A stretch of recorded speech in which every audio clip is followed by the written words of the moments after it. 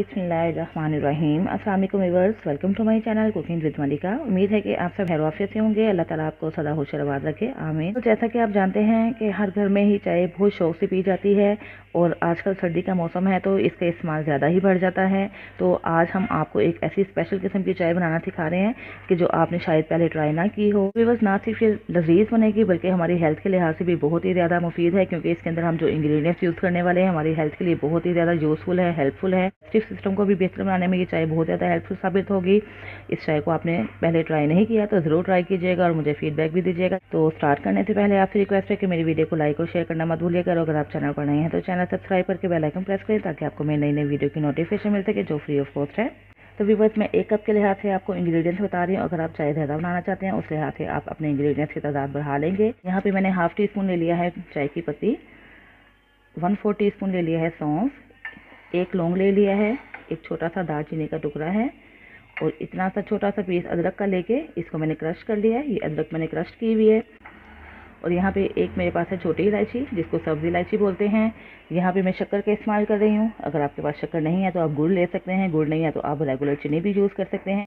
तो यहाँ पे मैं 1 टेबलस्पून शक्कर ले रही हूँ, 1 कप मिल्क है। तो चलिए देखते हैं कि मज़ेदार सी मसाला टी कैसे रेडी होगी। देखिए व्यूअर्स, पैन मैंने रख दिया है स्टोव के ऊपर और इसके अंदर मैं ऐड कर रही हूँ हाफ कप वाटर। बिस्मिल्लाह। वाटर को बॉयल आने देते हैं। व्यूअर्स, पानी को बॉयल आ चुका, अब हम इसके अंदर ये सारे इंग्रेडिएंट्स ऐड कर देते हैं।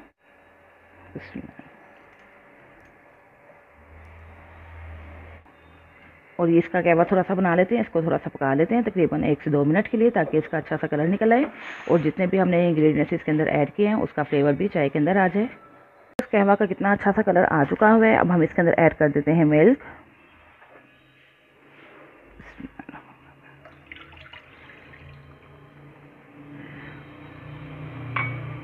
इसको बॉयल आने देते हैं।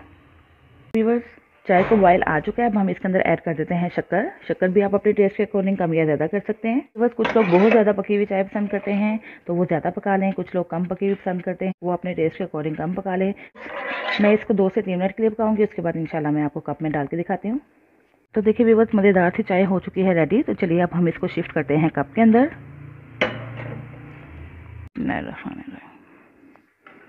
थोड़ी सी अगर आप ऊपर करके डालेंगे तो कप के अंदर झाग सी बनेगी जो बहुत ही टेस्टफुल लगती है।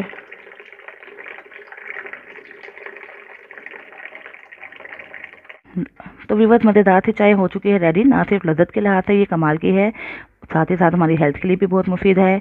नज़ला हो, ज़ुकाम हो तो इस चाय को बनाकर पिए, बच्चों को भी लाएं, इंशाल्लाह बहुत जल्दी अफाका होगा, क्योंकि इसके अंदर हमने जो ऐसी चीज़ें ऐड की हुई हैं जैसे कि अदरक, सौंफ, वो हमारे इम्यूनिटी सिस्टम को बढ़ाती हैं, हमारे अंदर क़ुव्वत मुदाफ़त पैदा करती हैं, जो बीमारियों से लड़ने की क़ुव्वत देता है हमारे बॉडी को।